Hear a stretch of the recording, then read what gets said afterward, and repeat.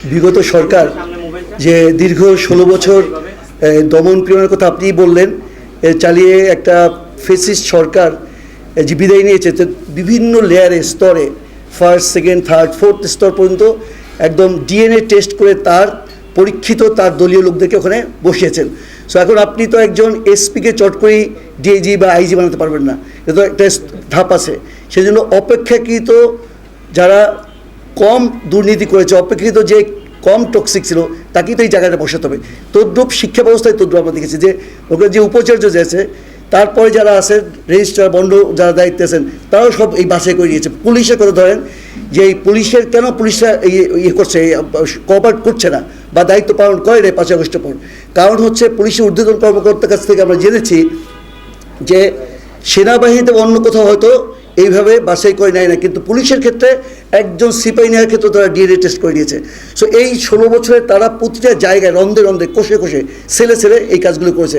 এখন এই বর্তমান সরকার যে এসেছে, তাকে আমাদের এই সময় দিতে হবে যে গঠনমূলকভাবে এই কাজগুলো করুক, এবং রাজনীতিবিদ যারা আছে তারা যদি একটা সমন্বিত প্রচেষ্টা চালায়, সহযোগিতা করে অন্তর্বর্তীকালী সরকারের, আমরা আশা করি যে এই কাজটা হবে। তো আমি একটু বলছি যে আজকে যে আমাদের এই প্রধান উপদেষ্টার বক্তব্যের উপরে আমরা আজকে যে অ্যানালাইসিস করছি, প্রথম কথা হচ্ছে আমি পুরো জিনিসটাকে ইতিবাচকভাবে দেখি। কেন দেখি? যে বিগত সরকার এটাকে -100-ই নিয়ে এসেছিল, আর আপনারা দেখছেন 0। তো 0 কি? 0 তো -100 থেকে +100 করলে 0 হয়। এখন আয়নাঘর নাই, এখন কোনো গুম হয় না, খুন হয় না, ক্রস ফায়ার নাই, এই জিনিসগুলো আপনাকে বুঝতে হবে। এখন কারো মোবাইল চেক হয় না। কাজে অন্তর্বর্তীকালী সরকার যে এসেছে, এটা পুরোটাই আমরা ইতিবাচকভাবে দেখব যে এই ফেসিস্ট সরকার নাই, আমরা মাইনাস থেকে 0 এক্সিস আসি। এখন এখান থেকে আমরা ইতিবাচক পজিটিভের দিকে যেতে থাকবো। এই যে যারা সবাই আন্দোলনে নামবেই তো, এটা তো স্বাভাবিক।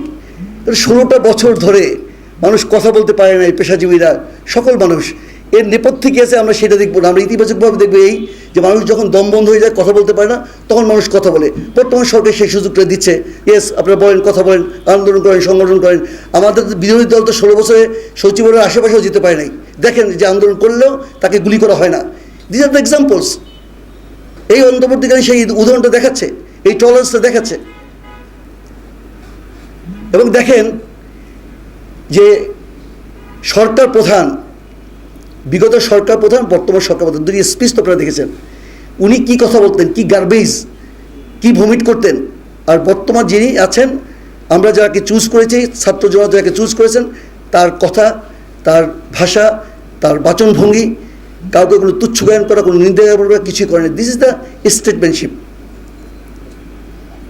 কাজে আমরা বলতে চাই এই সরকার ইতিবাচকভাবে চলুক, এবং আমরা যারা পলিটিক্যাল পার্টি রয়েছে, রাজনৈতিক ব্যক্তিবর্গ রয়েছে, আমরা ওনাদেরকে সহযোগিতা করব। আর যে একটা সমন্বিত টিমের কথা বলা হলো, সেটা আমাদের পার্টির পক্ষ থেকে এসেছে, ওটা যদি হয় খুবই ভালো। ওনারা রাজনীতিবিদদের সে পরামর্শগুলো নেবেন। আমি একটু বন্ডা নিয়ে কথা বলতে চাই। দেখেন, একটার পর একটা ডিজাস্টার। আমরা কিন্তু যুদ্ধ মাধ্যমে অস্ত্র কিন্তু জমা দিতে পারি নাই। এক যুদ্ধের পরে আরেক যুদ্ধে, আমি একজন ফিজিশিয়ান, আপনারা সকলে জানেন, আমি চলে গিয়েছি সেই বুড়িচং, কুমিল্লায়, এবং ওখান থেকে গতকাল এসেছি, আবার আগামীকাল আমি ফেরিতে যাব।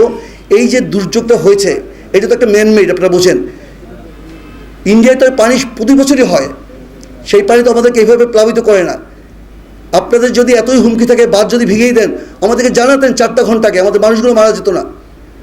আপনি যে বললেন বন্ধুর কথা, কে বন্ধু কে শত্রু, তো আপনার প্রমাণ করতে হবে কাজের মাধ্যমে। এটা কি বন্ধুত্বের পরিচয়? এবং সেখানে আপনারা দেখেছেন, আপনাদের মিডিয়া ব্যক্তিত্ব যারা আছে, মিডিয়ার কর্মী যারা আছে, তারা কিন্তু যেতে পারেন না দুর্গম জায়গায়। সেনাবাহিনী অ্যাপ্রোচ করতে পারেনি, এত বেশি স্রোত ছিল, একদম ডিজাস্টার।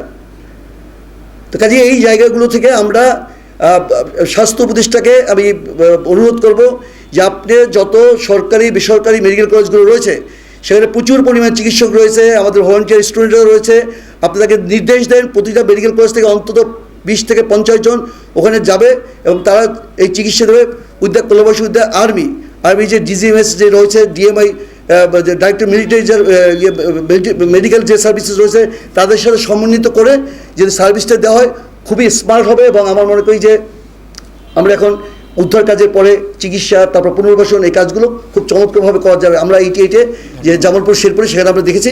কাজে এইটা এইভাবে করলে সহজ হবে। আপনাদের আপনাদের সকলকে ধন্যবাদ জানাই।